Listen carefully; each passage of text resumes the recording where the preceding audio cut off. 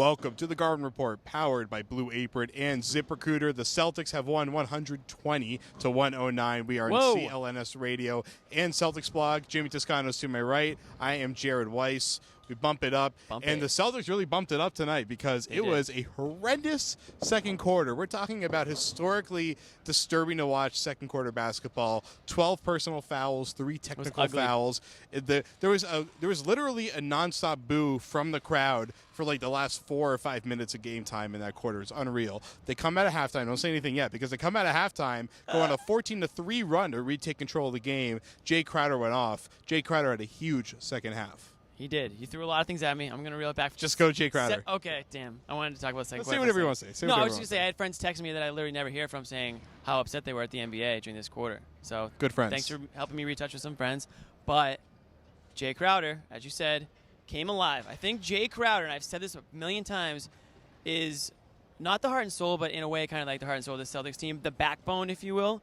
I think his energy, his attitude, the way he played, the style of play, I think the Celtics kind of they like epitomize that. I don't know if I'm using that word correctly, but you are. Okay, great. And we saw that tonight out of Jay Crowder, and I think in doing so, the team played the way that we've seen them play at their best after Tuesday night's debacle in Washington, which I thought was one of the worst losses of the season. I know the Wizards are playing well, but I still thought that showing, you know, when a team arrives at the arena dressed in black for your funeral, and then you proceed to actually die, that's playing into their hands. So I was good to see them alive and well tonight. Well, for a dead man, Jay Crowder looks very good tonight. And you're right. What was so bad about it was they got punked by Beal specifically, who was the guy that kind of orchestrated the whole thing. Right. And John Wall had those huge plays. I mean, they lost. Oubre. The guys that called him out were the guys that shut him down in that Tuesday game. That's why it just hurt to watch. Exactly. But tonight, they played so well in the second half. Their defense picked up so much, especially in the fourth quarter. We have to talk about what Al Horford did.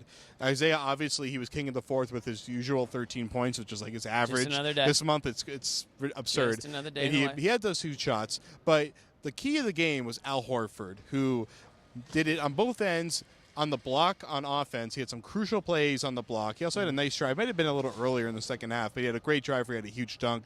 Yes, he doesn't dunk enough. He does. Yeah, he really doesn't. He misses too many layups. You should dunk more. But the big thing that he did was getting switched onto James Harden. The Rockets went small. They wanted to get those switches. Stevens was switching everything at the end of the game onto Harden. Yep. And Horford got him, played him straight up, kept him in front of him, got low, stayed wide, and Harden tried to shoot over him. But Horford, as Stevens said after the game, is the best on the team on contesting long shots. Using because his length. He uses his length. He's got great reaction speed. He stays grounded so he doesn't commit fouls, and it worked. And he forced some big clankers from Harden, and that was what kind of kept that edge for the Celtics. Yeah, I mean, I think you said it. I think it's basketball IQ. He's not getting too caught up in the moment. He's not leaving his feet when he shouldn't. He's not allowing Harden, who we know is one of the best guys to get to the rim in the NBA. You didn't see Harden blowing by Horford, with a pump fake and, getting to the line. I think Horford did exactly what the Celtics needed him to do on those switches, put a body in front, get a hand in his face, alter the shot. You don't have to get a hand on the ball to alter the shot. And I thought that's just a prime example of forcing Harden into shots that he normally makes, but tonight just a little bit off, and that's all it took. Was he 6 for 18, I think, tonight, and an angry James Harden after the game, so I hear. He pretty much stormed off in his press conference. He was asked to grade by someone who I like very much, but he was asked to grade Al Horford's performance on him after the game, and he did not like that question at all. He stormed off afterwards. It was not a happy beard night. It was a very sad beard night. So we're going to come back for part 2. Before we go, though, got to tell you about ZipRecruiter. If you want to hire somebody, it's only one way to do it nowadays. You got to use ZipRecruiter. Go to ZipRecruiter.com/sportsfan, and you will be able to post your job to over 200 job boards. It's the best, most efficient, easiest, and most importantly, the smartest way to hire somebody in the 21st century. So we'll be right back on the Garden Report on CLNS Radio and Celtics blog.